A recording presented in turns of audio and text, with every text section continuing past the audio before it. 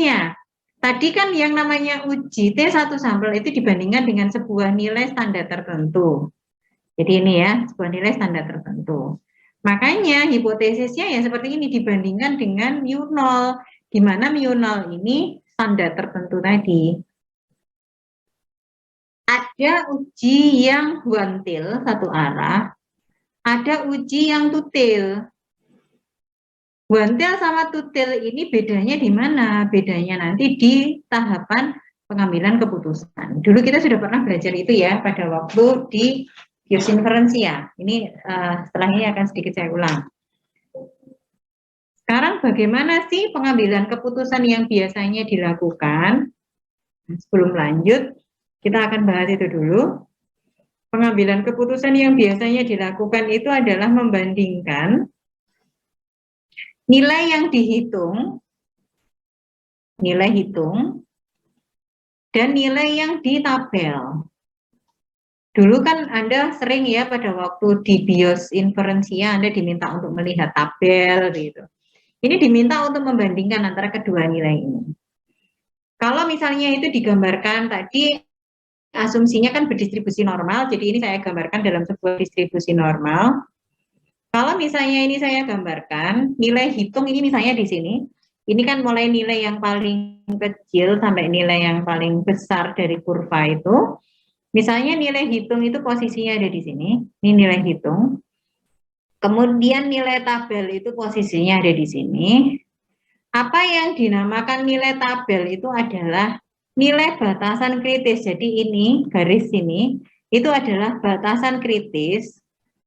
Di mana kalau meloncati nilai itu, maka nanti H0-nya ditolak atau dianggap berbeda. Jadi dianggap mu itu tidak sama dengan mu0. Ketika meloncati garis kritis ini. Garis kritis ini.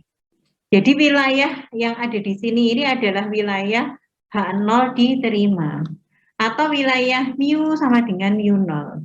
Ketika sudah melewati ini, maka dianggap berbeda, dianggap tidak sama. Jadi dengan kondisi ini, ketika hitung itu pada posisi lebih besar, nilai hitung itu lebih besar daripada nilai tabelnya. Ini kan kalau dia, karena dia di sini berarti kan lebih besar daripada tabel ya. Ini lebih besar. Kalau kondisinya seperti ini maka H0-nya ditolak. Nah, seperti itu. Ini dulu sudah ya, yang waktu kuliah BIOS inferensia.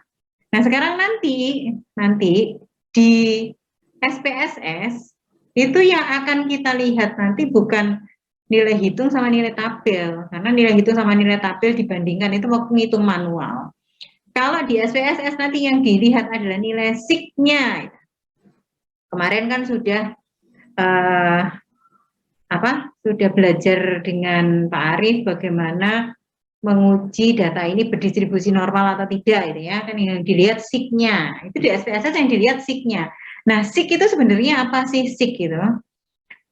Pada waktu nilai tabel ini, saya melihat nilai tabel ini, itu saya melihatnya apa sih yang saya lihat di tabel? Alfanya berapa, kemudian derajat bebasnya berapa, sehingga saya bisa melihat tabel ini. Alfanya misalkan alfa yang saya pakai itu 5%, maka 5% itu sesungguhnya adalah luasan yang ada di bawah kurva ini loh. Luasan ini itu kalau saya hitung luasnya itu 0,05. Ketika luasnya 0,05 maka titik kritis ini berapa nilainya? Nah, itu isi dari tabel. Nah, sekarang kalau yang di SPSS tadi yang akan dihitung adalah nilai SIG-nya, yang akan kita lihat adalah nilai SIG-nya. SIG itu apa? SIG itu batasan dari nilai hitung ini. Yang saya arsir biru tua ini, itu kalau dihitung luasnya, itu yang nantinya di SPSS itu nilai SIG gitu, signifikansi. Nah, sekarang Deva, ini Dewa Gede Deva, yang biru tua atau nilai SIG itu, dengan yang saya arsir hijau, itu luas yang mana, Deva? Halo? I Dewa Gede Deva. Ya, Ya, yang nggih. biru dengan yang hijau. Lebih luas Ha-ha. yang hijau. Lebih luas yang hijau. Jadi ketika alfa kita bandingkan sama sig, ya ini kan ada sig, ada alfa, ini alfa. Ini lebih luas yang hijau, jadi lebih luas yang alfa. Ini pada posisi juga H0 ditolak.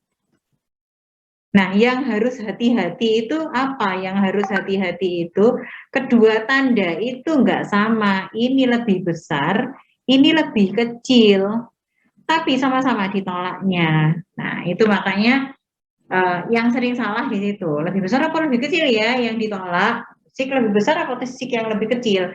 Makanya harus dipahami dulu teorinya, baru tidak akan lupa nanti mau lebih besar atau mau lebih kecil.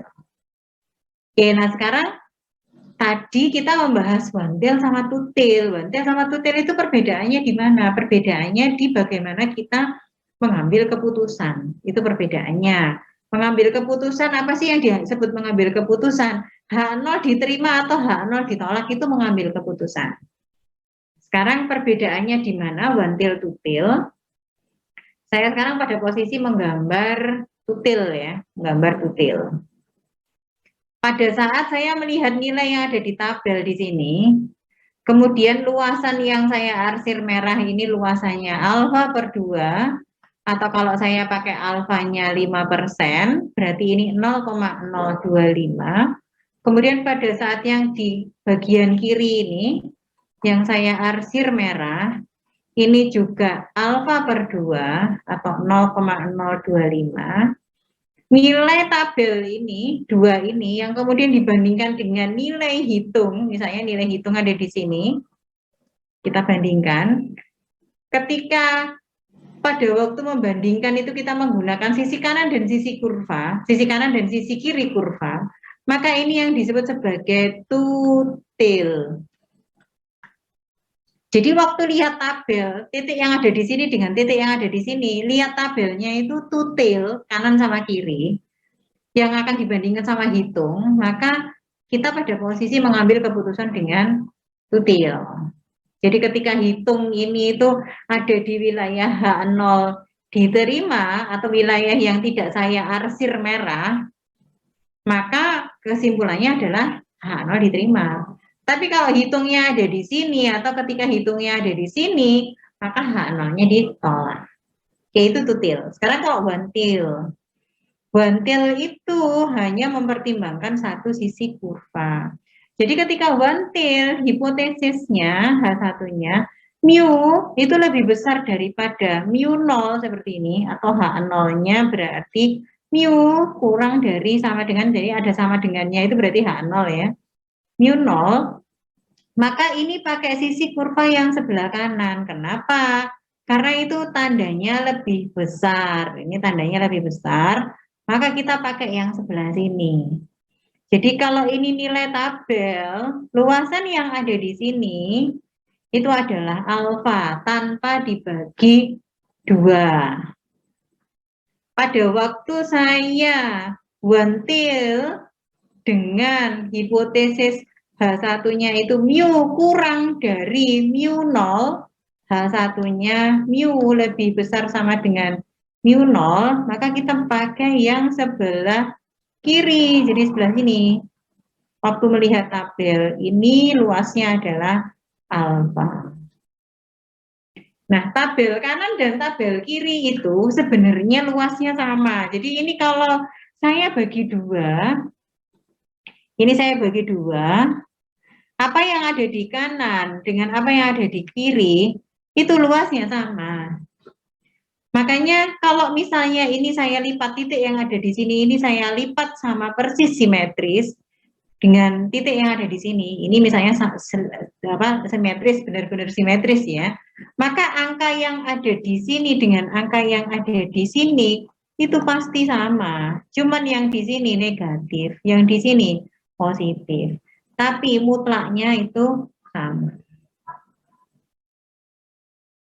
Oke, baik, seperti itu ya, wantil sama kutil. Nah, sekarang kita tadi berbicara tentang uji T1 sampel. Uji T1 sampel itu untuk menghitung nilai hitungnya, rumusnya seperti ini. Hitung akan dibandingkan dengan tabel. Nah, dengan tabel, karena ini uji T, maka tabelnya ya tabel T student. Dengan alfa dbn-1, ketika lebih besar H0 ditolak. Nah, sekarang yang dua sampel. Dua sampel kita pada posisi ya karena ada dua benda, ya berarti ya dua benda ini mau dibandingkan. Jadi ini ada kelompok yang pertama, misalnya ini kelompok A, ini kelompok B, ini mau dibandingkan, ada perbedaan atau tidak. Asumsinya sama, hipotesisnya juga sama ya. Jadi ada one tail, ada two tail sama, cara pengambilan keputusan logikanya juga sama. Nah, cuman di dua sampel bebas itu ada kondisi melihat varian datanya terlebih dahulu. Jadi homogen atau heterogen nanti hitungnya akan beda, T hitungnya akan beda. Jadi harus diuji dulu untuk melihat variannya homogen atau heterogen. Nah, ini yang sedang saya tampilkan ini ujinya uji Bartlett. Uji Bartlett ini membandingkan antara varian kelompok 1 dan varian kelompok 2. Ini hipotesisnya ya. Hipotesisnya H0-nya varian homogen, H1, HA itu H alternatif atau ditulis H1 juga boleh, varian heterogen. Setelah dibandingkan atau hitung F ini, nanti akan dibandingkan dengan tabel F. Tabel F1, F2, di mana tabel F2 ini sama dengan tabel tabel 1. Oke, kemarin ini sudah ya, waktu kemarin itu maksudnya waktu mata kuliah yang semester kemarin. Setelah dibandingkan dan ternyata dia pada posisinya seperti ini, berarti H0 diterima. Artinya kalau diterima, variannya homogen. Nah, sekarang homogen sama heterogen. Homogen itu kan artinya sama ya. Karena variannya sama, maka harus digabung dulu. Jadi ini S gabungan, atau di beberapa buku di TAT ada yang ditulis S pooled, gitu, S gabungan. Dihitung terlebih dahulu, baru dimasukkan ke rumusnya hitung. Kemudian dibandingkan, hitung ini dibandingkan dengan tabel, dengan derajat bebas N1 plus N2 dikurangi 2, ketika lebih besar H0-nya ditolak. Ketika variannya heterogen itu berarti kan sinonim dengan tidak sama ya. Karena tidak sama, maka varian tadi dipakai sendiri-sendiri. Jadi rumusnya hitung akan berbeda dengan rumusnya ketika homogen. Kemudian baru dibandingkan dengan tabel. Nah, waktu melihat tabel tadi kan butuh alfa sama derajat bebas. Derajat bebasnya ketika heterogen baru pakai rumus yang ini. Jadi derajat bebasnya tidak pakai yang N1 plus N2 min 2 tadi, nggak pakai ini. Karena ini untuk homogen, tapi pakai yang ini. Oke, terakhir. Kalau berpasangan, apa bedanya sih dua sampel bebas dengan dua sampel berpasangan? Mungkin ada yang masih ingat apa bedanya? Mikaela?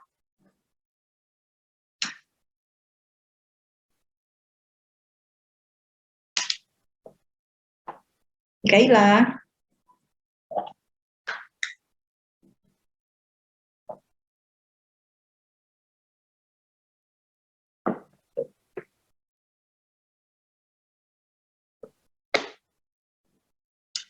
Halo, Mikaela.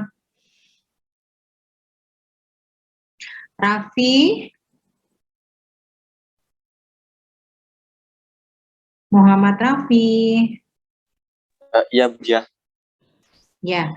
Apa yang berbeda dengan dua sampel bebas dengan dua sampel berpasangan?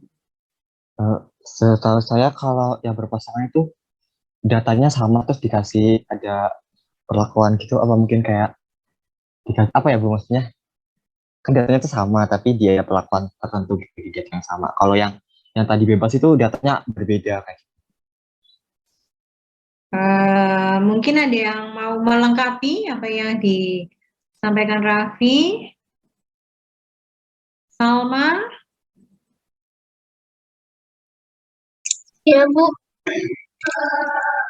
Mungkin yang dimaksud Rapi mungkin uji tes sampel yang berpasangan itu jadi perlakuan pada suatu objek yang sama gitu kalau berpasangan setelah dikasih intervensi terus habis itu dilihat lagi setelah dilakukan intervensi kayak gitu sih Bu yang Oke, baik. Jadi kurang lebih mungkin yang disampaikan Salma sama Raffi itu begini.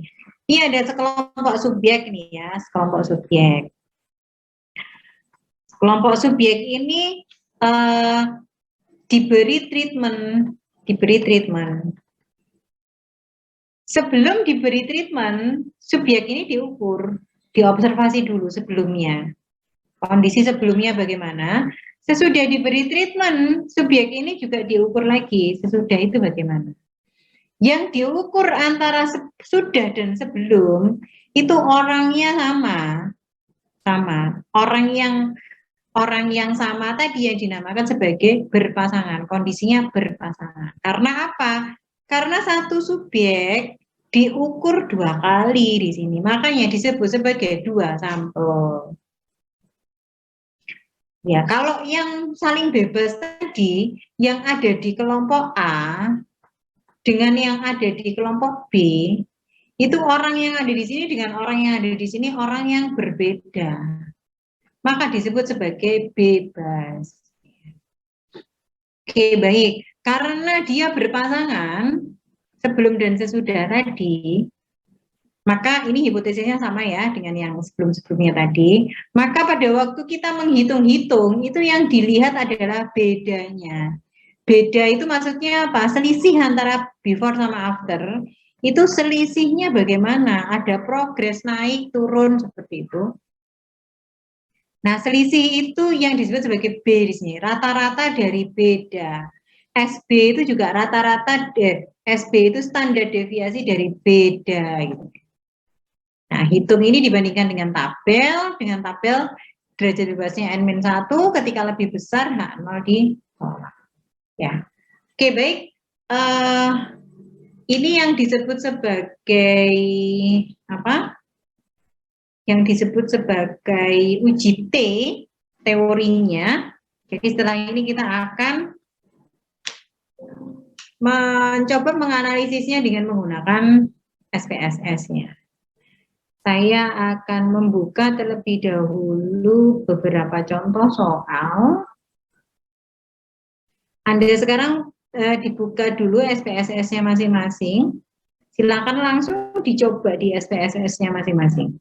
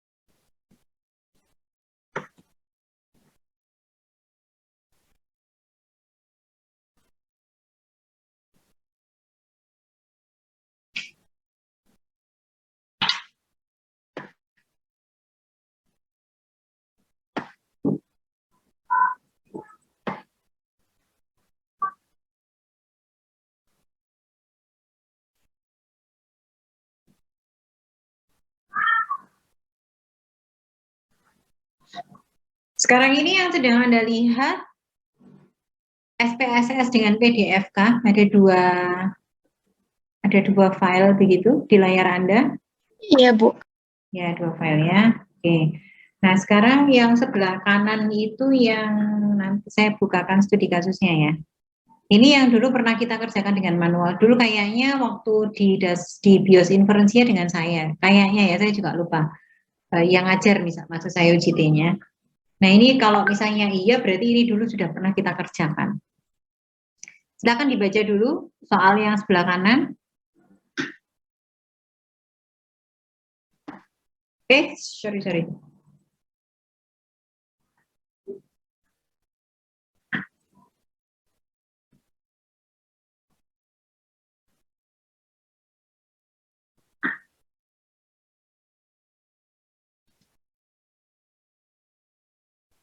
Oke, kemudian yang diobservasi adalah 10 batang rokok.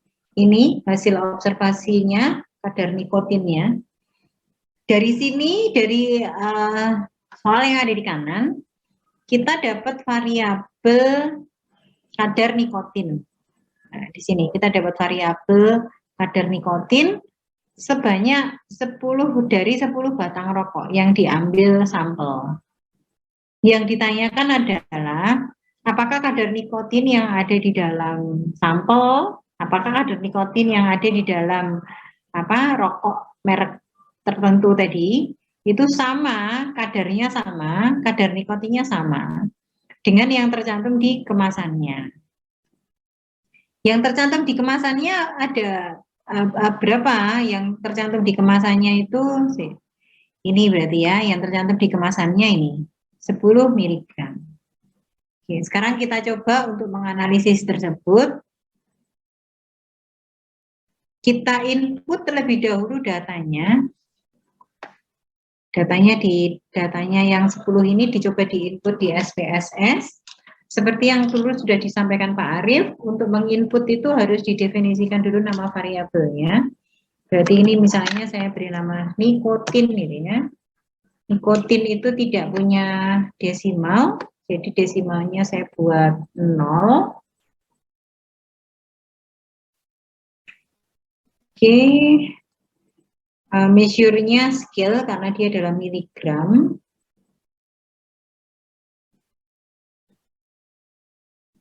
Kalau sudah, datanya di inputnya di data view.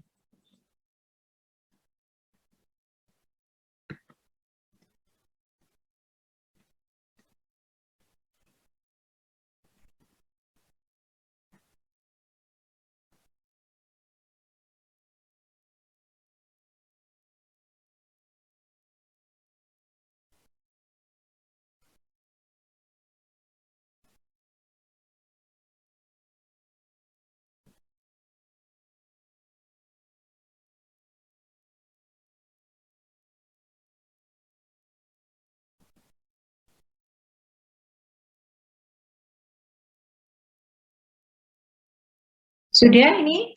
Sudah diinput? Sudah. Mikaela sudah? Sudah, Ibu. Oke.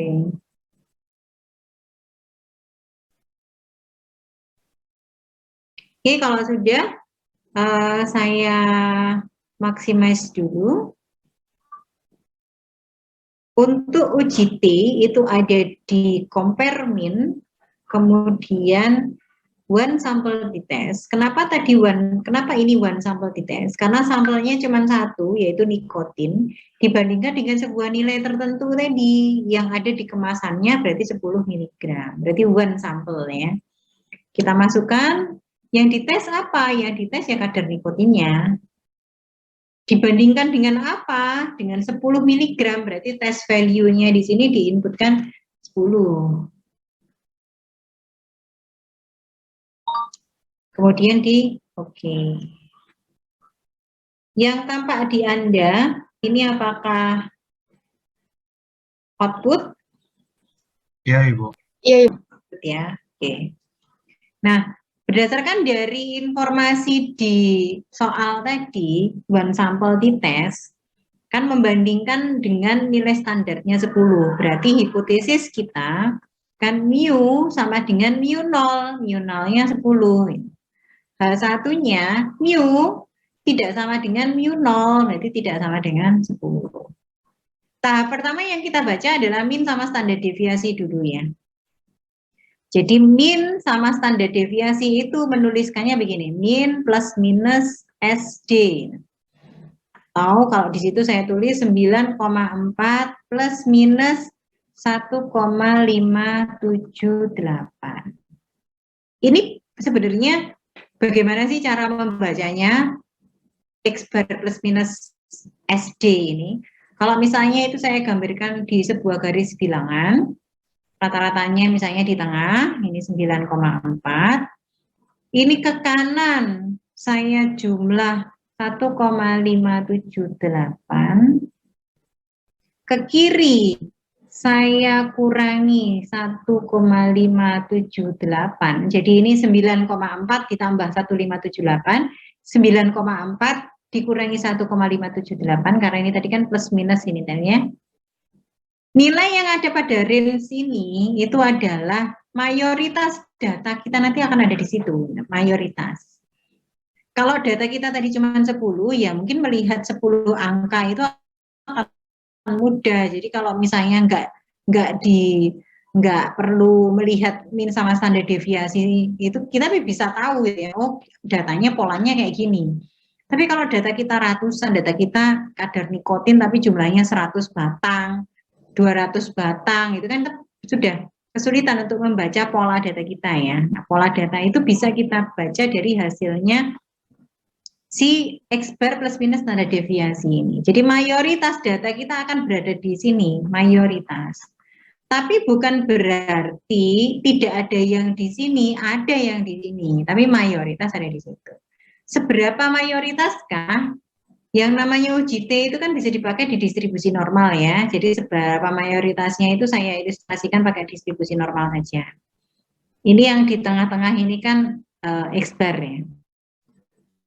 Kemudian plus minus 1 alfa, jadi ini X barnya saya tambah, kok 1 alfa, 1 standar deviasi, ini saya tambah 1 standar deviasi, ini saya kurangi 1 standar deviasi. Angka atau data yang berada pada interval ini, itu nantinya akan memuat 68% dari data kita. Jadi yang ada pada interval mayoritas ini memuat 68 nih, sorry ya. Ini itu memuat 68% di sini, mayoritasnya. Kemudian kalau misalnya plus minus 2 SD ini ke sana plus 2 SD, yang ada pada interval ini sampai sini, itu sekitar 95% dari data. Kemudian yang ada pada interval plus minus 3 SD, ini minus 3 SD, yang di sini plus 3 SD. Yang ada pada interval ini, itu 99% dari data. Oke, jadi kalau kita pakai plus minus 1 SD, seberapa mayoritas kah? Itu kira-kira sebesar ini. Gitu ya. Nah, sekarang artinya apa? Dengan membaca min sama standar deviasi, itu sebenarnya kita bisa melihat pola data saya seperti apa. Jadi powerful sebenarnya min plus minus standar deviasi itu. Sekarang kita bahas uji hipotesis. Uji hipotesis tadi yang akan kita lihat apa? Kalau tadi waktu dihitung itu yang kita lihat itu T hitung. Nah ini sebenarnya T hitungnya ada di sini. Tapi karena kita menggunakan SPSS, berarti cukup yang sig-nya yang kita baca. Ini sig. Sig pada posisi lebih besar daripada alfa. Misalnya kita pakai alfanya 5%. Maka ini H0 diterima atau H0 ditolak? Diterima. H0 diterima. Karena H0 diterima, berarti kesimpulan kita adalah yang di atas ini. Mu sama dengan 10. Jadi kadar nikotin yang ada pada batang rokok merek X itu sudah sama dengan 10. Oke, sampai di sini ada pertanyaan?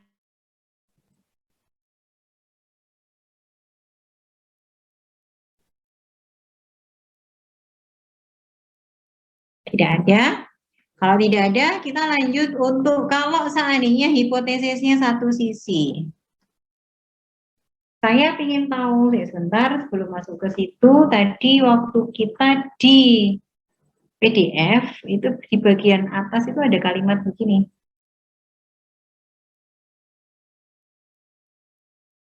Nah ini ya, terdapat dugaan bahwa kadar nikotinnya itu lebih dari 10 mg. Gitu. Saya pakai itu saja untuk melihat, untuk menggunakan menggunakan uji T satu sisi. Jadi H1-nya itu mu lebih dari 10 gitu ya, seperti yang tercantum di kalimatnya tadi. Karena H1-nya seperti ini, maka H0-nya kurang dari sama dengan 10. Karena ini pada posisi lebih besar, maka kita akan menggunakan nanti kanan kurva ya. Sekarang di sini kita punya T hitungnya minus 1,203. Ini nanti akan kita bandingkan dengan tabel yang wantil. Anda masih punya kan tabel uji T, tabel T student? Silakan sekarang dicari dulu tabelnya.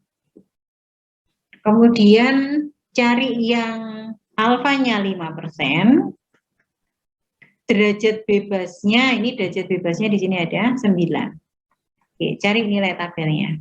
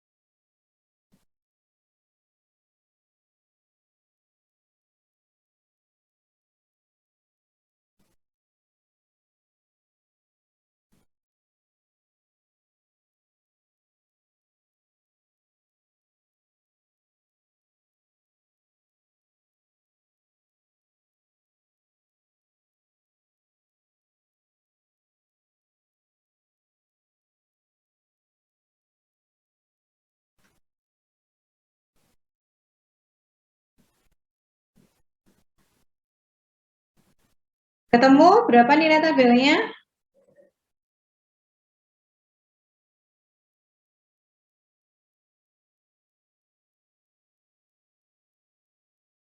Satu 1,833, Bu. 1,833. Oke, saya tulis 1,833. Nah, sekarang saya gambar lebih dahulu. Saya gambar sebelah kiri ini ya. Gambar. Kita tadi kan pakai sayap kanan dari kurva. Di situ di tabel anggap saja 1,833, saya tulis di sini 1,833 di sini ya. Kemudian yang hitungnya minus 1,203, minus kan sebelah kiri kan? Minus 1,203. Yang namanya tabel, ini nilai tabel, itu kan batasan kritis, ini batasan kritis. Kalau melalui ini maka H0 ditolak kan gitu. Ini wilayah H0 diterima. Berarti apa di sini kondisinya kalau ini hitungnya di sini? Ada di daerah H0 diterima atau daerah H0 ditolak? Diterima, Ibu. Diterima. Jadi kesimpulannya ketika di sini ini H0 juga diterima. Karena H0 diterima, maka rata-rata kadar nikotin itu kurang dari sama dengan 10. Ya, kurang lebih seperti itu. Ada yang ditanyakan sampai di sini?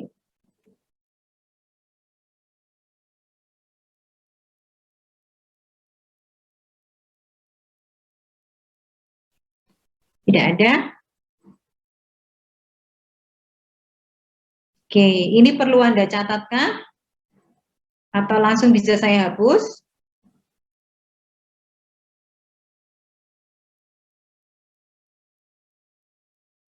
Mungkin bisa di screenshot, Bu.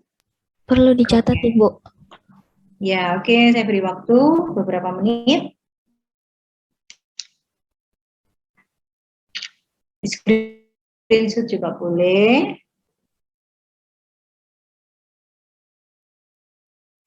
Ibu izin bertanya. Iya, silakan Sabrina. Saya Salma, Bu. Oh, Salma. Ya, sorry Kak Ketok, Mbak. Ya, monggo Salma. Jadi ini nilai signifikan itu cuman untuk menentukan ininya ya Bu, apa nama hipotesisnya. Kalau untuk buat ngegambar itu nggak bisa ya Bu, atau gimana? Saya masih bingung nih. Ya, oke. Jadi terima kasih sama pertanyaannya. Saya juga tadi ada yang lupa untuk menyampaikan juga ya. Nilai sik di sini itu di sini ada tulisannya tutil gitu ya. Nilai sik di sini. Jadi si 0,260 tadi tutil tadi kan kanan sama kiri ya, kanan sama kiri. Nah, dia di sini sudah dihitung itu pada posisi yang sudah mempertimbangkan kanan sama kiri kurva. Jadi ketika one till, ini tadi kan hipotesis kita one till ini di sini. Ketika one till itu kita kan nggak bisa pakai ini, nggak bisa pakai nilai sik yang ada di sini. Makanya tadi Bu Dia menggunakan nilai tabel dibandingkan dengan nilai hitungnya. Nilai hitungnya terhitung sudah di sini.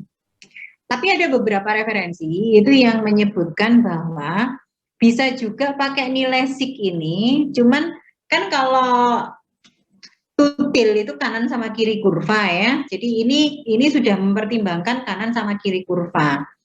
Kanan sama kiri kurva jadi yang alfanya dibagi dua ya. Alfa per 2 kanan, alfa per 2 kiri. Nah, karena ini one till, karena ketika one till, maka alfanya itu boleh aja, kok alfanya, siknya ini boleh aja dipakai, tapi siknya dikalikan 2 gitu.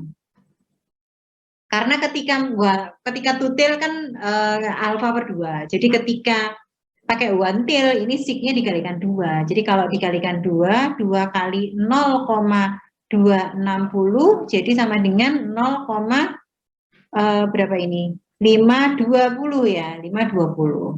Ketika pakai sik ini berarti sik pada posisi lebih besar daripada alfa karena alfanya 0,05. Berarti ini juga H0 diterima. Jadi kesimpulannya sama ya dengan ini ya. Itu ketika kita pakai sik. Tapi ini 0,525 ini sebenarnya kalau kita gambarkan ya, sebenarnya kalau kita gambarkan itu luasannya sebesar ini loh luasannya. Ini luasannya itu sebesar yang saya arsir ini. Nah, ini luasannya sebesar itu. Tapi kalau yang namanya nilai alfa itu luasannya sebesar ini kan garis batasnya itu yang saya arsir hijau ini. Nah, ini nilai alfa. Alfa 5%, 0,05. Itu kalau mau digambarkan seperti itu.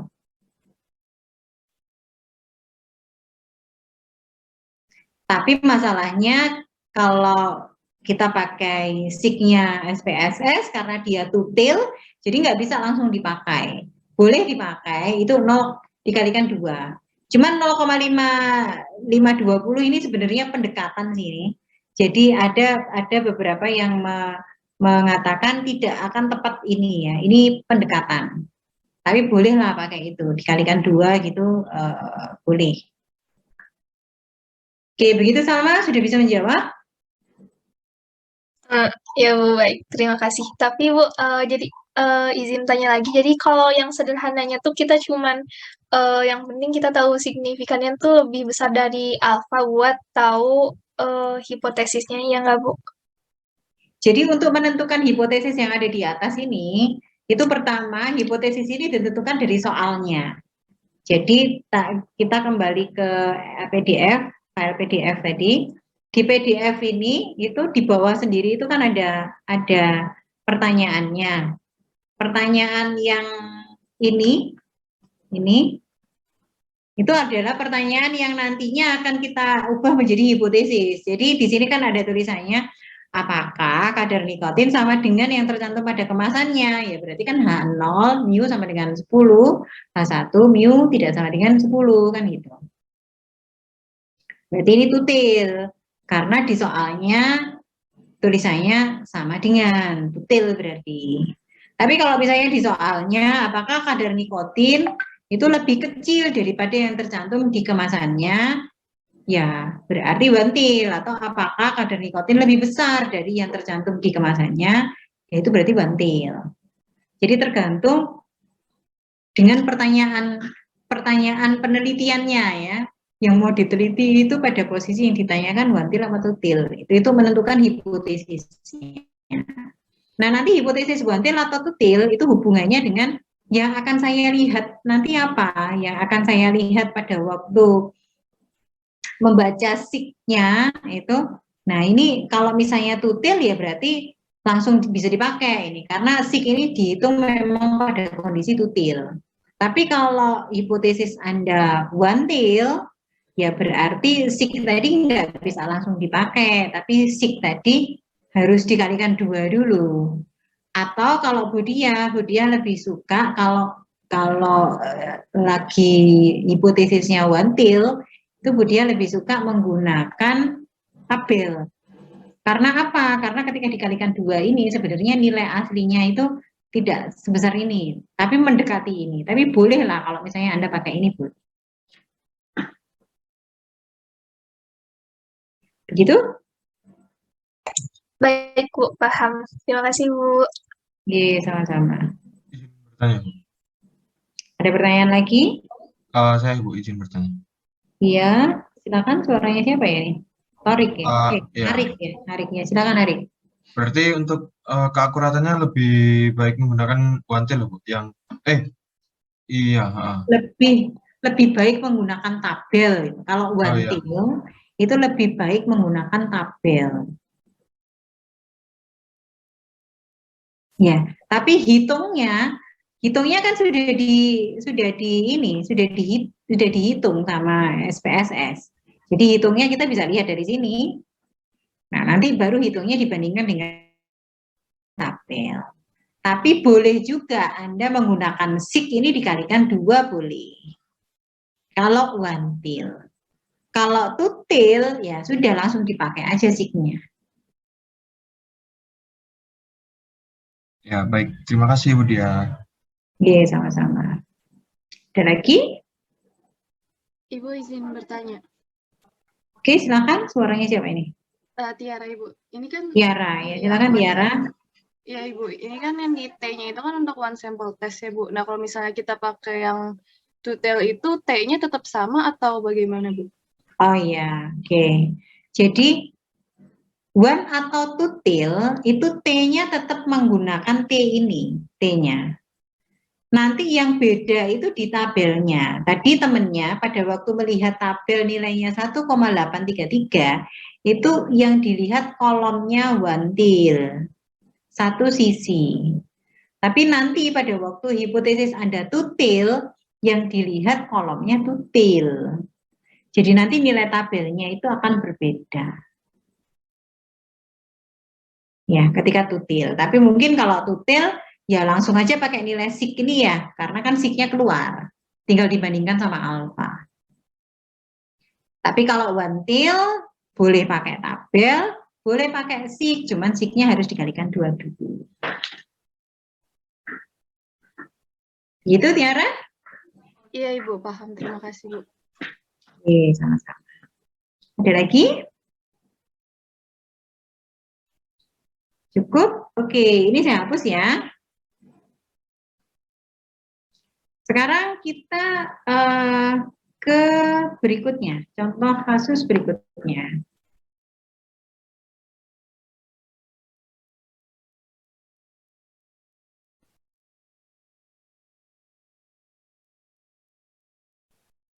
Oke, ini silakan dibaca dulu yang sebelah kanan.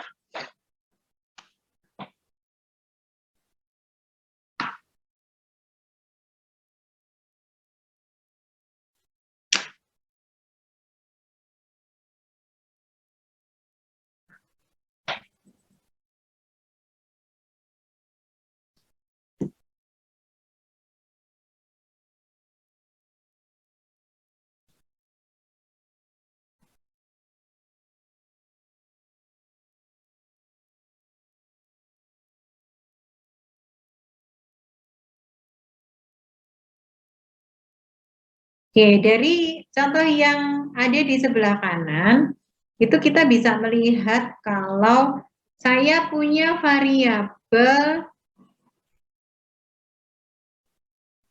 datanya yang ada di bawah belum saya cantumin ya. Itu kan ada 8 karyawan borongan dan ada 7 karyawan harian ya. Oke, dari soal yang ada di sebelah kanan, itu kita punya variabel jumlah baju yang diselesaikan. Nah, jumlah baju yang diselesaikan tadi itu untuk mengukur tingkat produktivitas dari karyawan borongan dan karyawan harian. Jadi nanti pada waktu menggunakan SPSS kita membuat variabel tingkat produktivitas. Kemudian coba kita entry dulu ya variabel tersebut. Karena tadi kita menggunakan, jadi di dalam SPSS itu dalam satu baris, dalam satu barisnya entry data, ini adalah satu subjek ya, satu subjek. Satu subjek ini berarti subjeknya ya sama. Kalau ini tadi subjeknya adalah rokok, ya berarti kalau ada variabel baru di sini, ini ya rokok punyanya punyanya rokok ini. Ini kalau ada variabel baru lagi ya punyanya rokok ini. Gitu. Yang contoh kasus yang kedua ini tadi itu kan karyawan.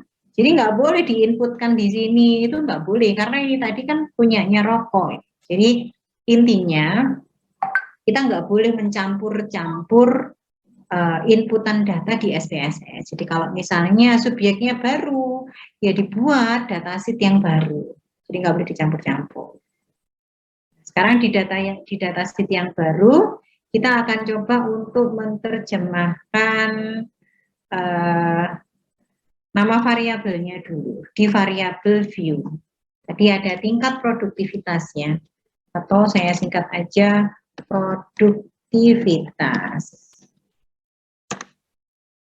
Tingkat produktivitas ini tadi diukur dengan jumlah baju, ya. Saya tulis di label. Label itu boleh diisi, boleh tidak ya. Tidak akan mengganggu hasil analisis. Desimalnya di data tidak ada, berarti saya nolkan. Jumlah baju berarti skill. Oke. Saya input dulu datanya.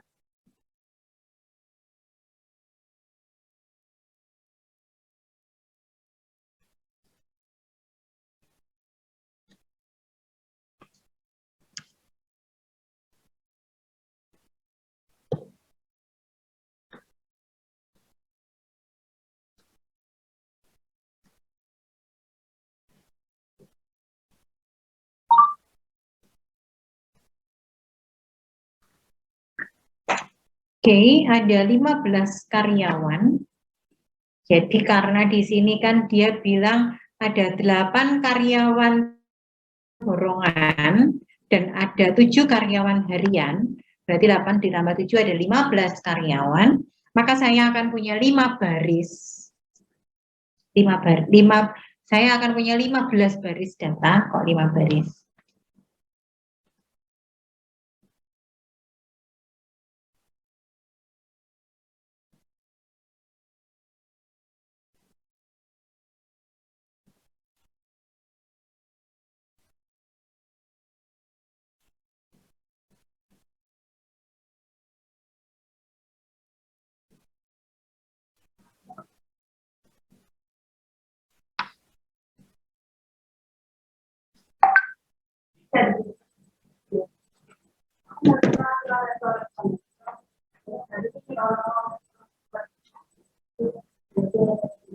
Nah, sekarang ini kan jumlah bajunya yang dihasilkan atau tingkat produktivitas yang diukur dari jumlah baju yang dihasilkan tadi.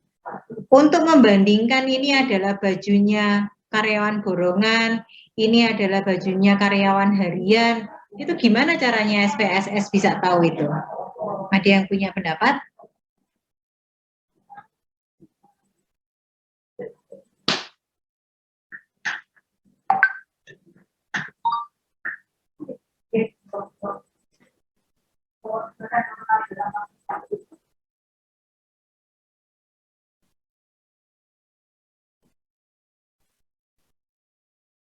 Mungkin menambah variabel baru, Ibu. Iya, betul. Nambah variabel baru Kira-kira variabel baru itu tadi isinya nanti apa, Arif? eh kar- berapa baju yang bisa diselesaikan di dua kelompok karyawan itu? Berapa bajunya kan ini 36. Oh iya. Nah, 36 ini punyanya borongan gitu. Berarti buat variabel baru, oke, buat variabel baru di sini misalnya. Terus yang di sini nanti diisi apa? Kayak itu apa kelompoknya, kelompok karyawannya. Betul. Jadi misalnya kelompok karyawan di sini borongan, borongan, borongan, borongan gitu ya. Ketika harian di sini harian, harian, harian, harian. Oke. Jadi saya butuh mengcoding. Saya butuh mengcoding. Codingnya itu saya coding untuk yang karyawan borongan itu saya coding 1, karyawan harian saya coding 2 gitu. Jadi saya buat variabel misalnya kelompok, variabel kelompok ini tanpa desimal dan dia sifatnya kategorikal. Karena kategorikal maka ada value-nya, values-nya ini diisi karena kategorikal. 1 itu karyawan harian atau karyawan borongan. Kemudian 2 ini harian.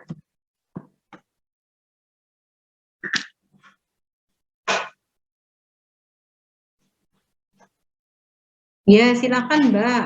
Double device monggo.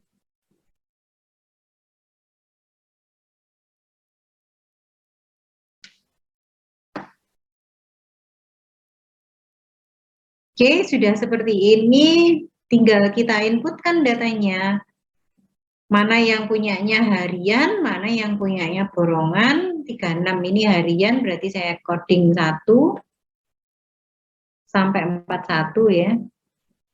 20 sampai ke bawah ini coding 2. Oke, dengan seperti ini SPSS-nya jadi tahu mana yang karyawan harian, mana yang borongan.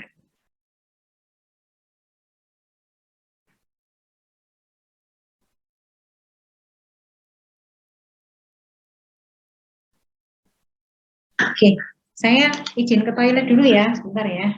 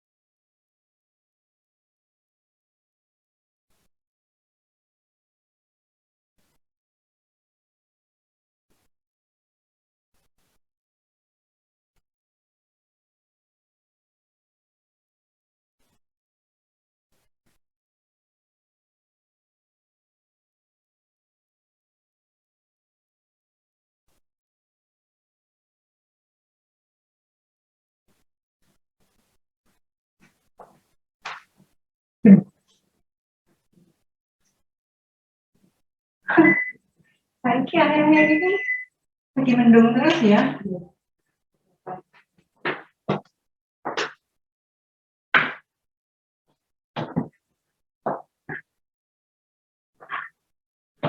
Oke, sudah selesai di Andre?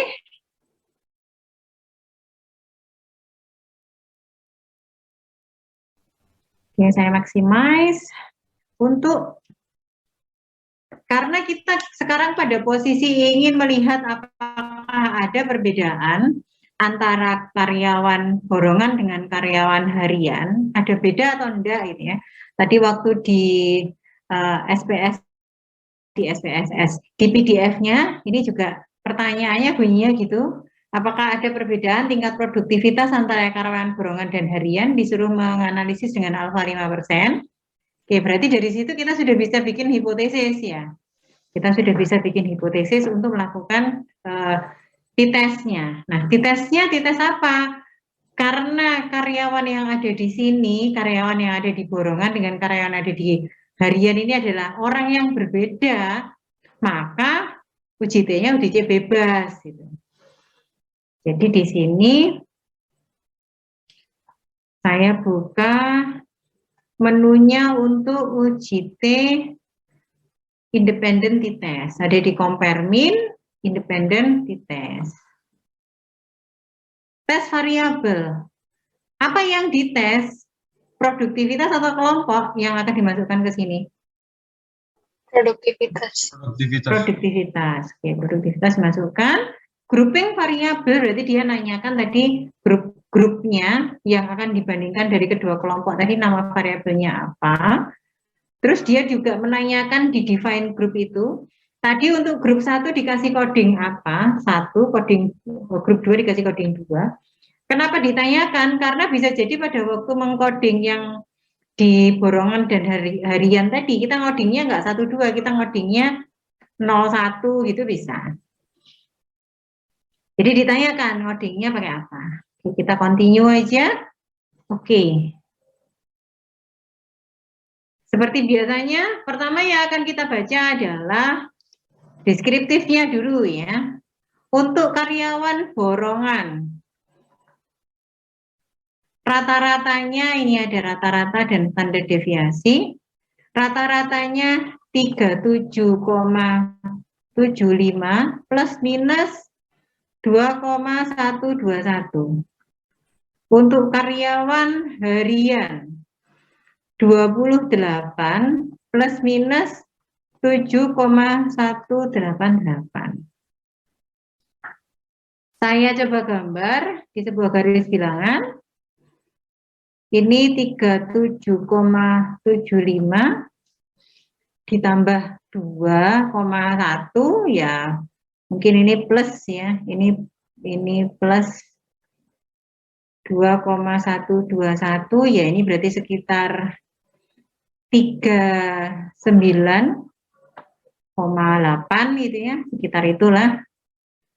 Kemudian ini dikurangi 2,121 ya, ini sekitar 35,6 sekian gitu. Kemudian yang harian saya gambar itu 28 rata-ratanya, berarti kalau saya gambarkan di mana ya? Oke, di sini mungkin ini 28. Ini kepanjangan ya.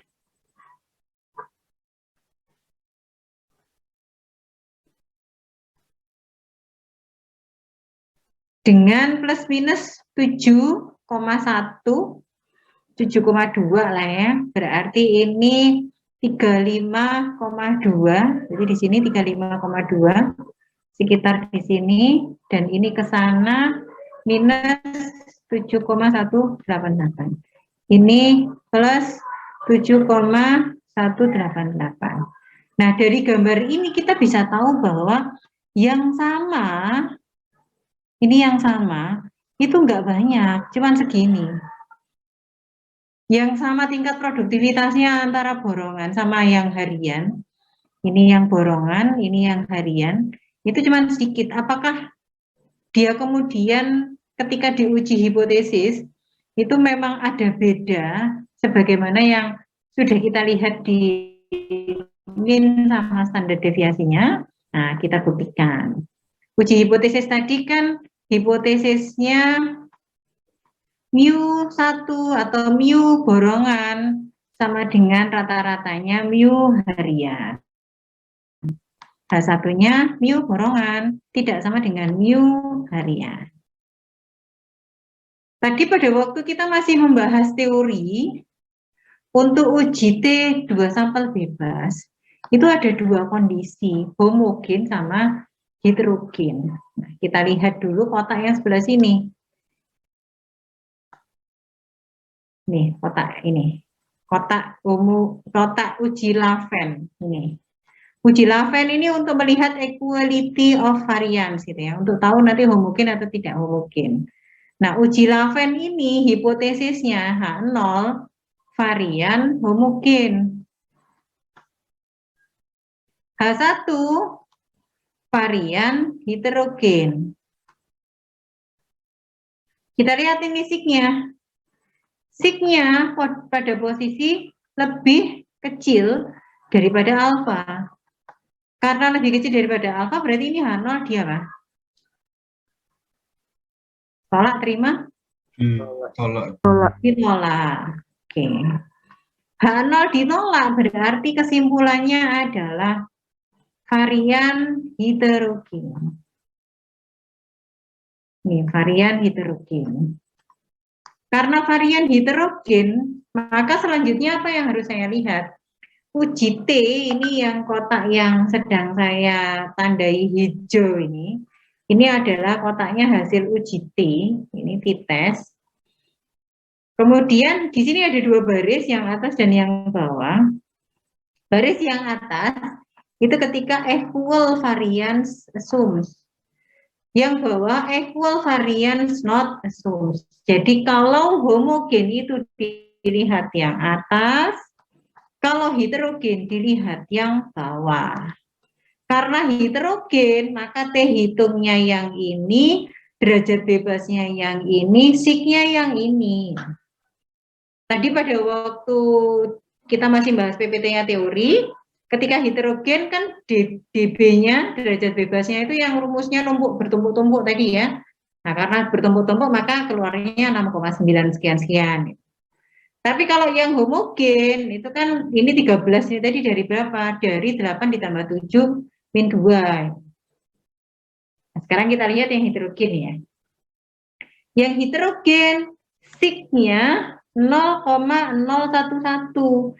Sig ini pada posisi kurang dari alfa.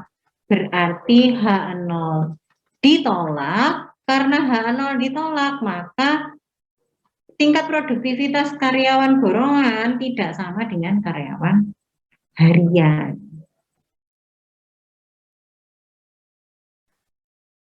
Oke, sampai di sini ada pertanyaan?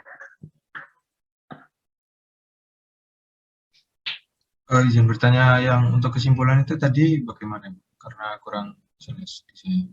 Kesimpulannya, oke. Karena ini tadi kita heterogen, variannya hasil dari ini ya, ini lebih besar daripada, lebih kecil daripada alfa, maka yang kita lihat yang bawah ini, yang bawah.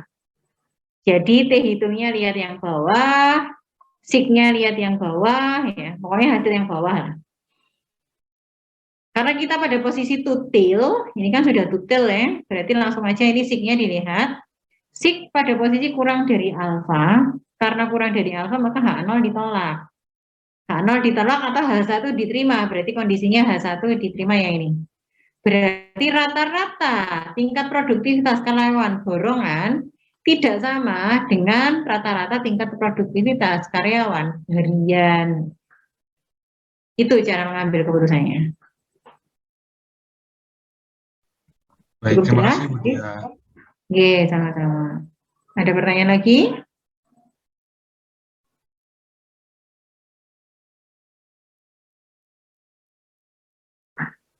Oke, baik. Sekarang di sini saya ingin menguji untuk yang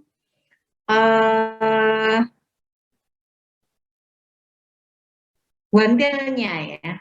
Ini saya lihat min-nya ini borongan lebih besar daripada yang harian. Saya ingin uji, benar nggak ya kayak gitu. Berarti H1-nya itu saya uji mu-nya borongan itu lebih besar daripada mu-nya harian. Jadi untuk H0-nya, mu-nya kurang dari sama, mu-nya borongan kurang dari sama dengan mu-nya harian. Oke, seperti tadi yang waktu kita pakai tabel, kita sekarang T hitungnya dulu, kita lihat. T hitungnya kan ini 3,459. T tabelnya kita lihat dengan alfa 5%. Derajat bebasnya, ini derajat bebasnya yang ini. Saya bulatkan aja ya, jadi 7. Sebenarnya dulu pada waktu kita menghitung manual kan pakai interpolasi tabel gitu ya, dulu pada waktu mata kuliah bioinferensia, ini saya bulatkan aja lah. Tolong dilihat tabelnya.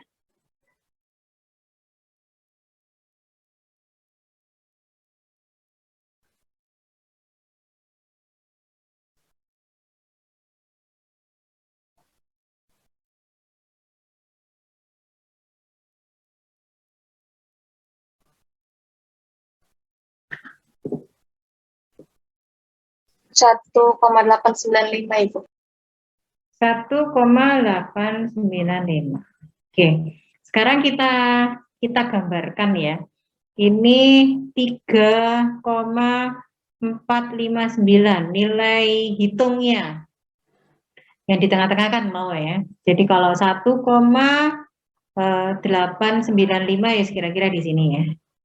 Seperti yang tadi sudah kita bahas, nilai kritis ini adalah nilai batasan ketika lompat ini H0 ditolak.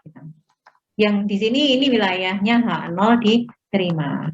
Jadi sekarang keputusannya karena ini lebih besar ada di sini, berarti H0 ditolak. Karena H0 ditolak ya berarti H1 diterima. Jadi ini produktivitas karyawan borongan lebih besar daripada karyawan harian. Ya, begitu. Ada pertanyaan?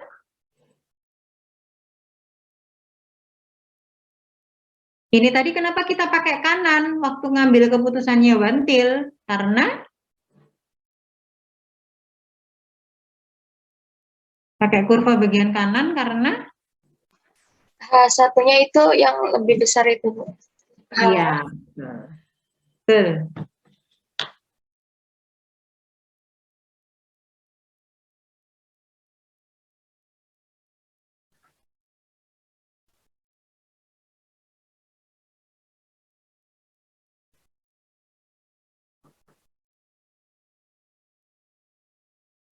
Ada pertanyaan lagi? Tidak, cukup. Ini sudah bisa saya hapus? Permisi, Bu, mau tanya. Iya, silakan. Ini kan apa ya, Bu? Satu soal kan bisa dikerjakan pakai tutel sama wantil ya, Bu. Berarti itu semua soal itu emang bisa dikerjakan pakai dua gitu ya, Bu? Apa nanti ada soal sendiri yang harus pakai tutel atau harus pakai wantil gitu, Bu?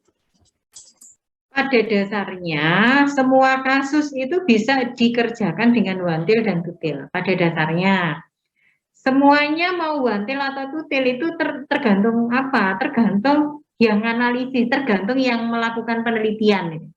Ini kan yang melakukan observasi, yang melakukan penelitian, itu kepinginnya apa? Nah, kepinginnya itu tadi dimunculkan dalam sebuah pertanyaan ini. Apakah ada perbedaan antara gitu. Kalau pertanyaannya bentuknya seperti ini ya berarti tutil. Kalau pertanyaannya produktivitasnya borongan apakah benar lebih besar daripada harian? Berarti wantil. Jadi tergantung yang analisis. Atau kalau misalnya Anda nanti UAS ya tergantung yang ngasih soal gitu ya, ngasih soalnya nanti pertanyaannya wantil atau tutil. Kalau wantil ya dikerjakan wantil, kalau tutil ya dikerjakan tutil. Tapi pada dasarnya semua kasus itu bisa dikerjakan wantil dan bisa dikerjakan tutil. Itu Karisma? Baik Bu, terima kasih sudah menjawab. Oke, sama-sama. Oke, baik. Ini bisa saya hapus ya? Bisa? Bisa, Ibu. Nah, oke, hapus. Sekarang kita beralih ke berikutnya.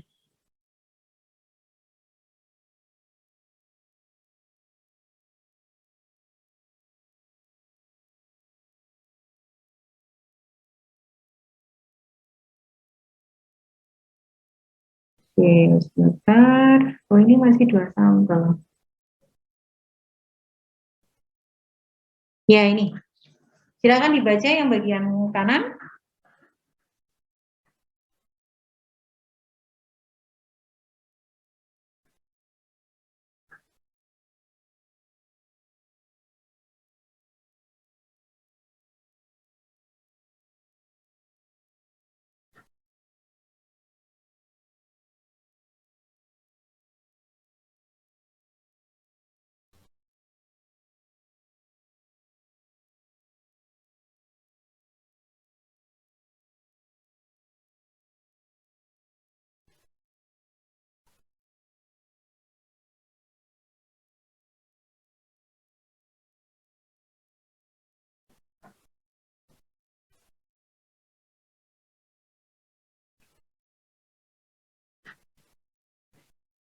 Oke, dari informasi yang ada di kanan, kita berarti dapat informasi ibunya ada 7 orang. Ibu tadi dilakukan pengukuran sebelum latihan diet dan diet khusus dan juga sesudah. Jadi yang sesudah itu juga dilakukan pengukuran juga sesudah 1 bulan ya, ini sudah 1 bulan. Yang ditanyakan adalah apakah ada perbedaan sebelum dan sesudah melakukan latihan dan diet khusus setelah 1 bulan. Oke, dari sini kita berarti menyimpulkan ini tutil ya, tutil. Dengan 7 responden. Sekarang kita coba kita input seperti tadi. Untuk melakukan input itu harus tidak boleh dicampur-campur ya. Jadi kita pakai new dataset ya.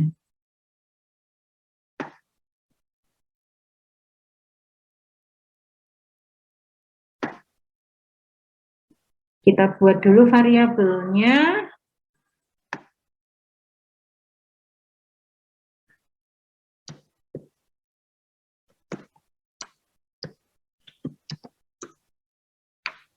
Tidak ada desimalnya, berarti saya buat 0.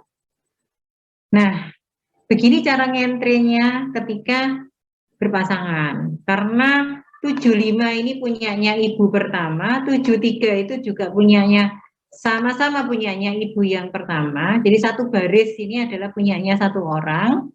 Maka ngentrenya 75 diantre di sini, 73 diantre di sini. Jadi kalau 75 terus habis itu diantre 80, 96 sampai terakhir itu diantre di sini 90, terus 73 diantre di sini. Maka 73 yang di sini dengan 75 yang di sini itu punyanya orang yang berbeda gitu. Jadi kalau di entry di bawahnya, jadi kalau misalnya Anda entry-nya di sini kayak yang bebas tadi, sampel bebas tadi, maka itu menandakan 83 itu punyanya orang yang berbeda dengan 75. Ini punyanya orang responden pertama, ini punyanya responden ke-8. Jadi entry-nya 73 ya harus di sebelahnya. Itu perbedaannya cara mengentre ketika berpasangan dan bebas ya. Kemudian silakan di entry.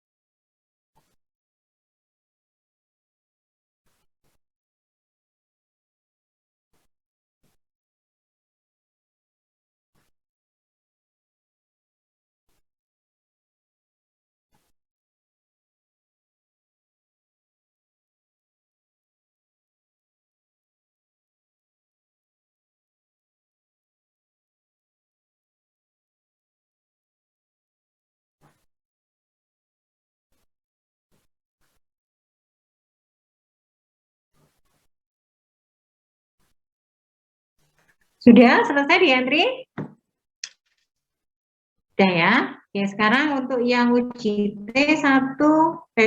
T berpasangan, kita coba analyze, compare min, pair, sebelum dimasukkan ke variabel 1, sesudah dimasukkan ke variabel 2, mau dibolak-balik boleh, sebelum dikurangi sesudah atau sesudah dikurangi sebelum boleh, nggak masalah, nggak akan berbeda, hasilnya tetap akan sama. Kemudian oke. Oke, seperti biasa, kita harus melihat deskriptifnya dulu ya. Deskriptifnya untuk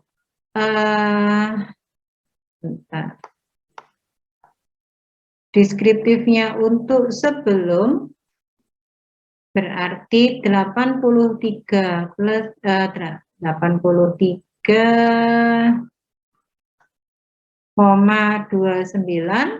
plus minus 8,321 sesudah 79,57 plus minus 5,623. Oke, ini kalau misalnya saya coba gambar 83,29 plus 8 berarti kira-kira berapa? Kira-kira 91 gitu ya. Kemudian minus 8 berarti kira-kira 75-an. Kemudian untuk yang sesudah itu 79 berarti misalnya di sini 79,57 plus 5 sekitar di sini 50 plus 5 berarti berapa? 84-an ya, sekitar itulah.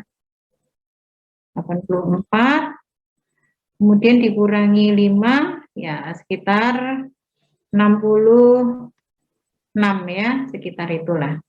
Nah, dari sini kita bisa melihat perpotongannya cukup lebar ya, perpotongannya.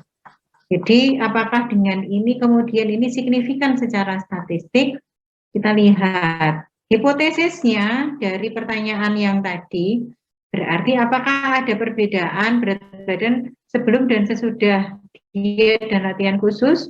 Berarti H0-nya mu sebelum sama dengan mu sesudah. H1-nya mu sebelum tidak sama dengan mu sesudah.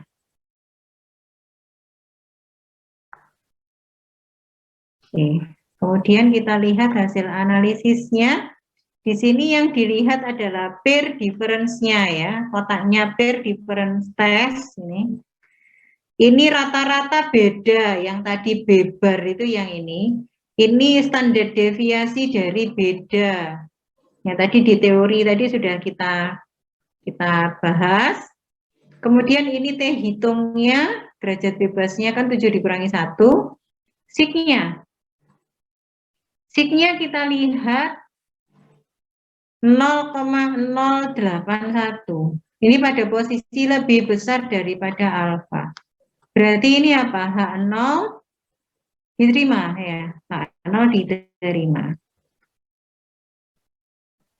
H0 diterima itu berarti kesimpulannya apa? Kesimpulannya mu sebelum sama dengan mu sesudah. Jadi gambar yang ada secara deskriptif ini tadi itu ternyata setelah kita uji itu masih dianggap sama gitu ya. Jadi persamaan dengan sekian gitu. Di yang ini kan ada yang sesuatu yang berbeda, yang sebelah sini kan berbeda ya. Jadi antara sebelum dan sesudah dengan sekian yang sama itu masih dianggap sama antara sebelum dan sesudah. Jadi sebenarnya hampir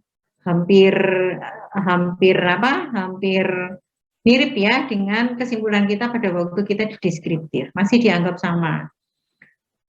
Diet dan latihan khusus yang masih 1 bulan itu masih belum menunjukkan kenaikan yang signifikan.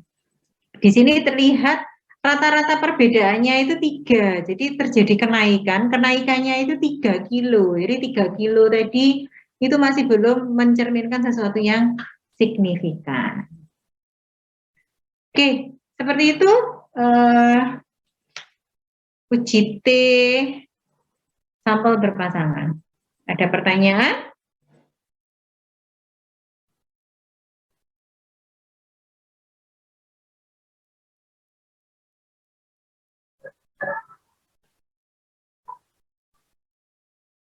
Tidak ada? Oke, kalau tidak ada, sekarang Budia akan memberi studi kasus. Dikerjakan, nanti saya panggil share screen untuk, saya panggil secara random untuk share screen ya. Mungkin saya share juga di chatroom ya, studi kasusnya.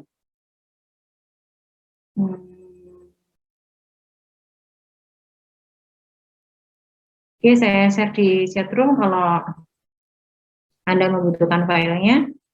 Silakan dikerjakan, nanti saya panggil secara random.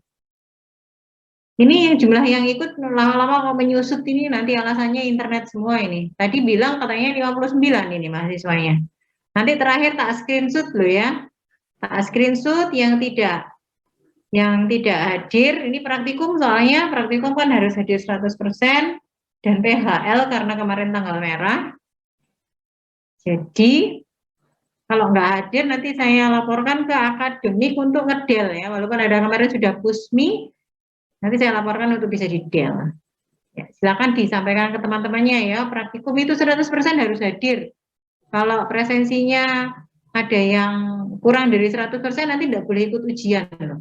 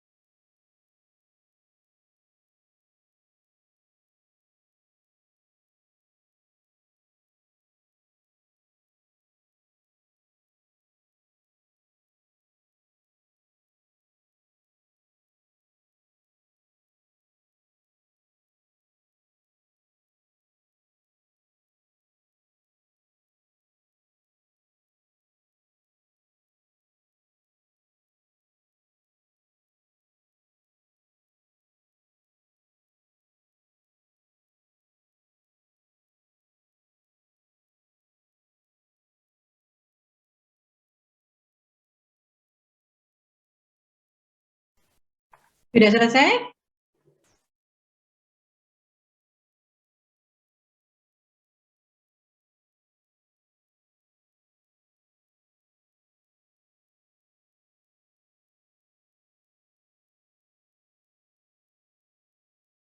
Naila mungkin mau share screen hasil kerjaannya. Iya, Ibu. Oke, sebentar saya stop share dulu. Silakan kalau Naila mau share screen. Ini outputnya atau Outputnya boleh.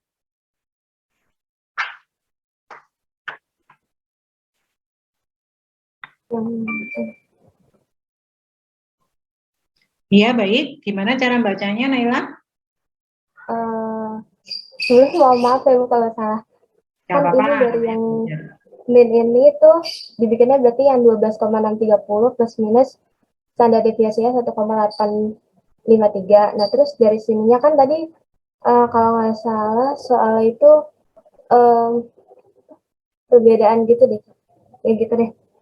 Terus di sini ada DB-nya, kita dapat 9, terus T hitungnya 1,836.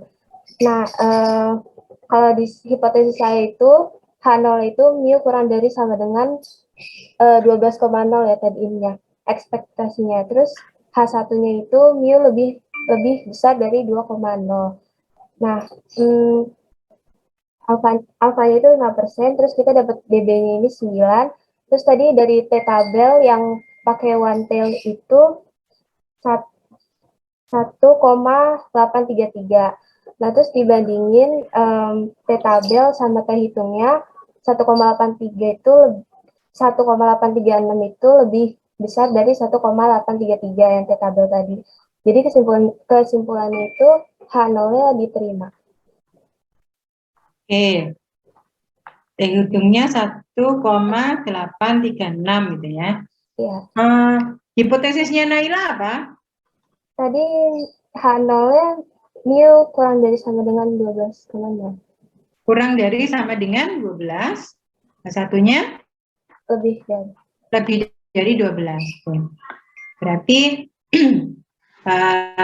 satu arah ya, one tail. Nah, karena one tail bisa juga pakai sig atau bisa juga pakai ini ya, bisa juga pakai apa namanya tabel. Kalau pakai tabel ini tabelnya 1,83 salah ya saya gambarnya. Bentar. Kalau pakai tabel ini 1,833, hitungnya 1,836. Ini pada posisi lebih besar ya. Ini adalah garis kritisnya, ini melebihi ya sudah ya. Ini hitung ini. Ini hitungnya berarti melebihi, maka di sini kesimpulan kita adalah H0 ditolak ya. Benar gitu?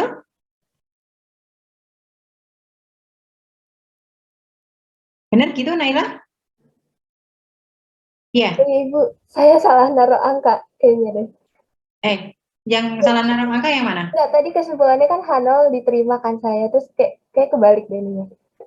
Oh, oke. Ini berarti ini tabelnya benar ya pakai ini ya? Iya. Salah dikit. DB-nya 9 ya, DB-nya di tabel? Iya. Ya, oke. Jadi Bu Budia tidak melihat tabelnya ya, tapi sudah dilihat oleh Naila, nanti bisa dikoreksi teman-temannya. Ini yang dilihat di tabelnya yang one tail ya. Jadi hati-hati ketika hipotesisnya one tail, maka di tabelnya yang dilihat juga one tail. Karena ini posisi hitungnya ini melompati ya, melompati garis kritisnya, maka H0 ditolak, maka kesimpulannya adalah mu lebih besar daripada 12. Oke, seperti itu apa namanya? One tail, ketika kita tutil, maka ketika kita tutil mu sama dengan 12, H1-nya mu tidak sama dengan 12 gitu. Nah, itu tadi sig-nya Signya 0,1 itu. Signya 0,1 berarti sig pada posisi lebih apa nih? Lebih besar daripada alfa, berarti H0 diterima. H0 diterima. Berarti karena H0 diterima, maka kesimpulannya adalah mu sama dengan 12. Artinya rata-rata apa? Rata-rata panen itu sudah sesuai dengan ekspektasinya gitu ya. Rata-rata panen sudah sesuai dengan ekspektasinya. Ekspektasinya berapa? 12 ton per hektar. Kemudian kalau Naila tadi pakai yang wantil, berarti kesimpulannya adalah rata-rata panen itu sudah lebih besar dari 12 ton per hektar. Ya, oke, kita lihat dari rata-ratanya juga mungkin juga kurang lebih ya lebih besar ya. Ini juga 1,833 sama 1,836 itu kan mepet sekali deh. Ini angka ini dengan angka ini itu kan sangat ini ya, sangat tipis gitu bedanya, sangat tipis sekali. Jadi memang rata-ratanya pun hanya 12,6, jadi lebihnya pun cuma 0,6 gitu ya. Jadi memang lebih besar dari yang ekspektasinya 12 ton per hektar, tapi ya lebihnya nggak lebih-lebih banget gitu. Nah ini juga bisa dibuktikan dari ini juga bedanya nggak jauh-jauh banget nih antara hitung sama tabel. Jadi memang sih melebihi, tapi melebihi itu jaraknya tipis gitu, jaraknya. Ini saking aja saya Budia gambarnya dilebarin supaya untuk memperjelas saja ya. Tapi kan sebenarnya selisihnya itu hanya 0,003 gitu ya. Jadi selisihnya pun tipis. Oke, begitu tentang contoh soal nomor 1. Ada pertanyaan? Terima kasih ya Naila, bisa di stop share. Terima kasih. Bu mau izin tanya. Oke, kenapa? Kan tadi maksudnya di output saya tuh signya tuh 0,000 gitu, Bu. Tapi yang lainnya sama kayak itu Naila tadi. Signya kenapa? 0, Signya 000 gitu, Bu.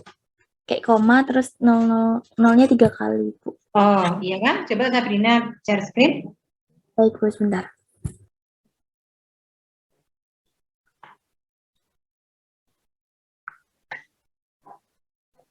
Apakah lemot. Lemot, guys.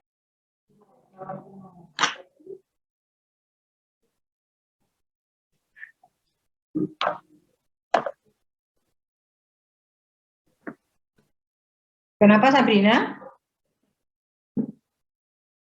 Ibu apakah sudah terlihat Ya, sudah. yang Oh, oke. Sabrina kesalahannya di sini. Ini test value ini harusnya 12 nih. Oh iya, Bu. Jadi Lupa. tadi test value-nya belum diisi 12. Oh, iya, baik. Coba sekarang diklik analyze, compare mean, ensemble t-test.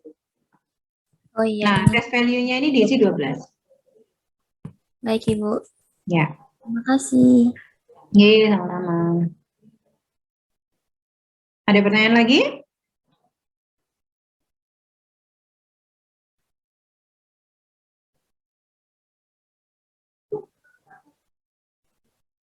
Tidak ada?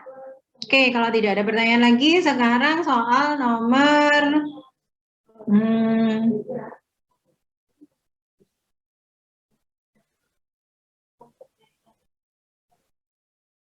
soal nomor 4.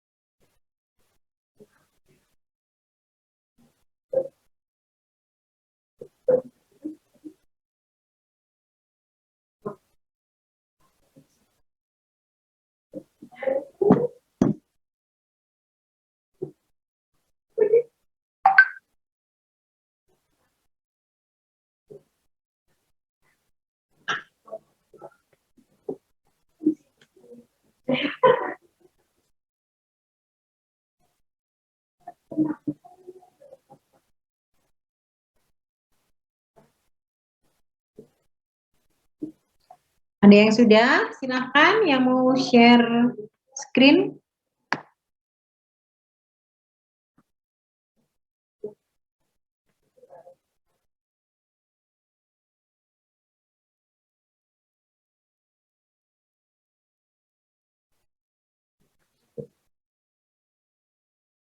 Rika mau share screen?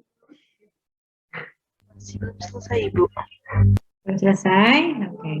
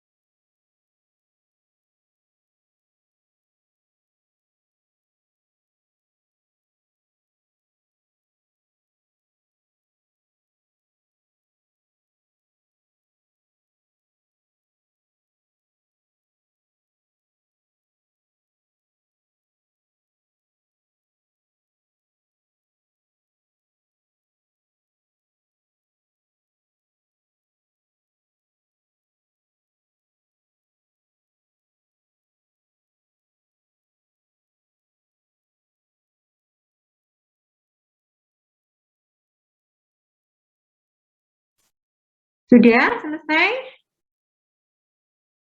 Devina mungkin mau share screen?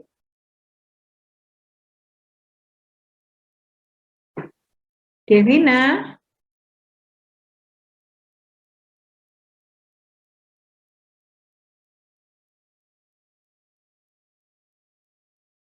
Devina?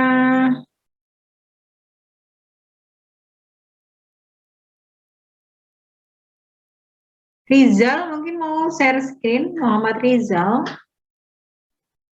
Iya Bu, izin share screen. Yeah.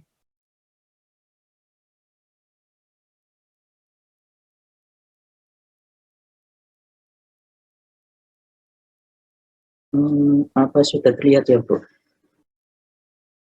Masih OTW. Ya, sekarang sudah. Cara membacanya bagaimana, Mas? Ini dites variasinya dulu Bu. Apakah heterogen atau homogen? Dilihat, kalau saya dilihat dari signya, apabila signya lebih kecil, itu berarti H0 diterima, ditolak kalau lebih kecil, sedangkan ini kan lebih besar Ibu, jadi Jadi H0 di saya tadi ngomong apa ya? karena signya lebih besar daripada alfa, berarti H0 di Iya. Kebalik berarti Bu. Pokok itu kesimpulannya signya itu diterima Bu. H0 diterima maksudnya. lebih besar dari alfa, H0-nya diterima. Berarti ini kesimpulannya apa ini? Homogen. Homogen. Oke, terus? Lalu berarti yang dilihat itu yang bagian atas Bu. Yang dilihat bagian atas. Kemudian? Terus saya pakai yang ini ya. Ya. Hipotesisnya apa Mas? Mu? Hipotesisnya mu tipe 1 sama dengan mu 2 gitu. Ya, sama dengan mu tipe 2. Satunya berarti tidak sama dengan. Ya. Saya pakai signya? Iya. Besar apa lebih kecil? Kalau 0,005 berarti lebih kecil Bu. Lebih kecil daripada alfa, berarti H0 ditolak. Kesimpulannya? Kesimpulannya tidak sama. Ya, kesimpulannya berarti mu tidak sama dengan antara tipe 1 dan tipe 2 itu berbeda. Oke, sekarang kalau wantil Mas, ini kan kita minnya ini ya. Minnya ini berarti coba wantilnya itu apakah mu tipe 1 itu kurang dari mu tipe 2 itu. Berarti yang H0-nya lebih dari sama dengan tipe 2. Berarti kira-kira gimana caranya? Pakai T hitung Bu. T hitungnya. Karena itu lebih kecil berarti kita pakai sebelah kiri apa sebelah kanan kurva? Kalau lebih kecil sebelah kiri. Sebelah kiri, oke baik. Ini saya gambar di sini minus 3,089 gitu. Ini T hitungnya ya. Ini nilai hitung. Tabelnya berapa? Tabelnya min 3,08. Oh, tabel. Mungkin Rizal bisa dibantu teman-teman yang lain. Dilihat nilai tabel. Tabelnya DB-nya, ini DB-nya 26. Alfanya 5%, cari yang wantil. 26. Ini Bu, 1,7 ya 1,706.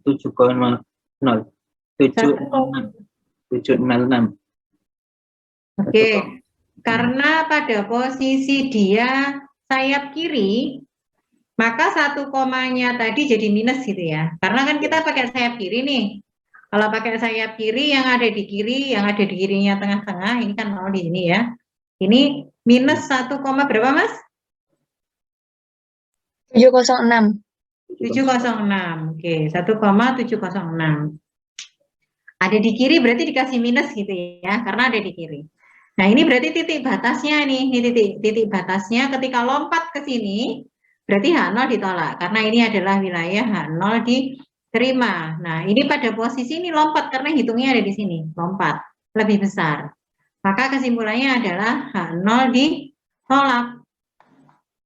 H0 ditolak, berarti ini mu-nya, mu1 itu kurang dari mu2. Mu tipe 1 kurang dari mu tipe 2. Oke, gitu ya. Ada pertanyaan? Tidak ada? Oke, terima kasih Riza sudah share screen.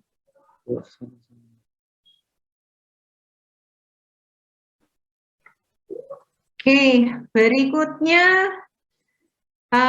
mungkin yang soal-soal yang lainnya itu bisa dicoba-coba sendiri ya nanti ya, dicoba-coba sesuai dengan pertanyaan penelitiannya.